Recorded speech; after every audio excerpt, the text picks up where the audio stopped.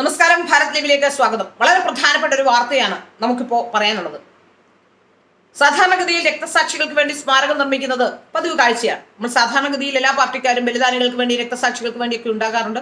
അതുമാത്രമല്ല, സ്മാരകം നിർമ്മിക്കുന്നത് സാധാരണഗതിയിൽ ഏതെങ്കിലും രീതിയിൽ സമൂഹത്തിന് ഗുണം ചെയ്തവരോ, ഏതെങ്കിലും രീതിയിൽ സമൂഹത്തിന് പ്രിയപ്പെട്ടവരായിരുന്നവരോ, സമൂഹത്തിന് വേണ്ടി എന്തെങ്കിലും ചെയ്തു വന്നവർക്കൊക്കെയാണ്.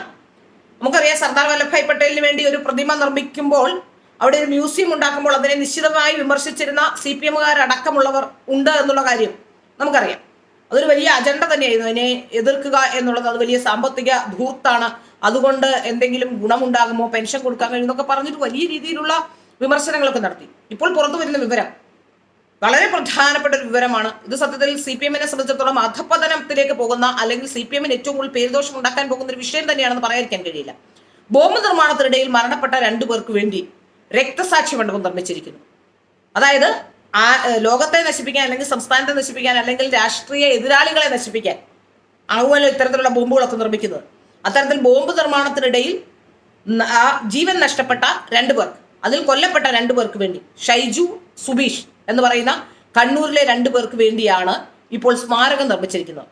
CPM സംസ്ഥാന സെക്രട്ടറി MP ഗോവിന്ദനാണ് ഈ സ്മാരകത്തിന്റെ ഉദ്ഘാടനം നിർവഹിക്കുക. കോടിയേരി ബാലകൃഷ്ണൻ അടക്കമുള്ളവർ നേരത്തെ ഇത്തരത്തിലുള്ള പ്രവണതകളുള്ളവരെയും ബോംബ് നിർമ്മാണ പ്രവർത്തകരൊക്കെ നടത്തുന്നവരെയൊക്കെ തള്ളിപ്പറയുന്ന ഒരു കാലഘട്ടത്തിലൂടെയായിരുന്നു നമ്മൾ കടന്നുപോയിക്കൊണ്ടിരുന്നത്. എന്നാൽ ഇപ്പോൾ അവരെ കൂടി അംഗീകരിക്കുന്നു എന്നുള്ളതാണ് ഏറ്റവും പ്രധാനപ്പെട്ട കാര്യം. ഏതായാലും ഈ മാസം 22-നാണ് ഇതിന്റെ ഉദ്ഘാടനം. ഏതായാലും പ്രവർത്തനം കഴിഞ്ഞു. 2016-ൽ തന്നെ അന്നത്തെ ജില്ലാ സെക്രട്ടറി എന്ന P ജയരാജനായിരുന്നു ഇവർ മരിച്ച ഘട്ടത്തിലും പോസ്റ്റ്മോർട്ടത്തിന് ശേഷം ഡെഡ് ബോഡി അടക്കം ഏറ്റുവാങ്ങിയത്. അതിനുശേഷം എല്ലാ വർഷവും രക്തസാക്ഷി ദിനാചരണവും നടത്തുന്നുണ്ടായിരുന്നു. ഏതായാലും ബോംബ് നിർമ്മിക്കുന്നതും പാർട്ടിക്ക് വേണ്ടിയുള്ള പ്രവർത്തനമാണ് എന്ന് പറയാതെ പറയുകയാണ് ഇപ്പോൾ. അത്തരത്തിൽ ബോംബ് നിർമ്മാണം നടത്തുന്നവരെ കൂടി അംഗീകരിക്കുകയാണ് CPM എന്ന് പറയാതിരിക്കാൻ കഴിയില്ല. ഏതായാലും CPM-ന്റെ അപജയം, ഒരു പാർട്ടി എന്ന നിലയിൽ CPM-ന്റെ അപജയം എവിടെ എത്തി നിൽക്കുന്നു എന്നതിന്റെ നേർക്കാഴ്ചയാണ് ഇപ്പോൾ രക്തസാക്ഷികൾക്ക് വേണ്ടി നിർമ്മിക്കേണ്ട സ്മാരകം. അല്ലെങ്കിൽ സാധാരണഗതി നമുക്കറിയാം, രക്തസാക്ഷികളെ പോലും CPM ഉണ്ടാക്കുന്ന ചില രീതികൾ നമ്മൾ കണ്ടിട്ടുണ്ട്. ചിലപ്പോഴെങ്കിലും അത് വിമർശന വിധേയമായിട്ടുണ്ട്. പലപ്പോഴും പലരും പറയുന്നുണ്ട്, കൂടെ കൊണ്ട് നടക്കുന്നവരെ തല്ലിക്കൊന്ന് രക്തസാക്ഷിയാക്കുന്നവരാണ് CPM-കാരെന്ന് പലപ്പോഴും പറഞ്ഞിട്ടുണ്ട്. അത്രയേറെ പഴികേട്ടൊരു പാർട്ടിയാണ്. അഭിമന്യുവിനെ അടക്കമുള്ളവരുടെ കാര്യം നമ്മുടെ മുന്നിലുണ്ട്.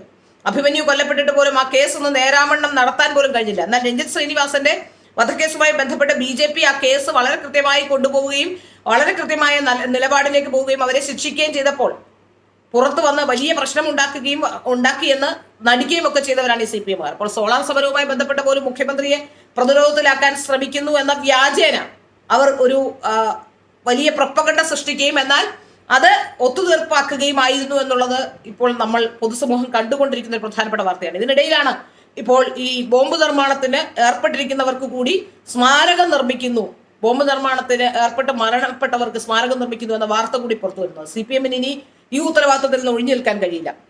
സാധാരണഗതിയിൽ ഇത്തരം ഏതെങ്കിലും പ്രശ്നങ്ങളൊക്കെ ഉണ്ടായാൽ CPM ഒരു കൂസലുമില്ലാതെ, ഒരു ഉളുപ്പുമില്ലാതെ തള്ളിപ്പറയുന്ന ഒരു രീതി പതിവായുണ്ട്. പക്ഷേ CPM സംസ്ഥാന സെക്രട്ടറി ഇതിന്റെ ഉദ്ഘാടനത്തിനെത്തുന്നു എന്നുള്ളത് കൊണ്ട് തന്നെ വളരെ കൃത്യമായി തന്നെ നമുക്ക് മനസ്സിലാക്കാൻ സാധിക്കുന്നത് CPM-ന്റെ അജണ്ടയാണിത്. CPM അറിഞ്ഞു തന്നെ എടുത്ത തീരുമാനമാണ്. ഇതിൽ പാർട്ടി പ്രവർത്തകരെയോ അവിടുത്തെ പ്രവർത്തകരെയോ ഒന്നും കുറ്റം പറയാൻ കഴിയില്ല എന്ന് തന്നെയാണ് മനസ്സിലാക്കാൻ സാധിക്കുന്നത്. ഏതായാലും എന്തായിരിക്കും ഇതിന്റെ വിശദീകരണം എന്ന് കാതോർത്തിരിക്കുകയാണ് സാധാരണക്കാരായ ജനങ്ങൾ.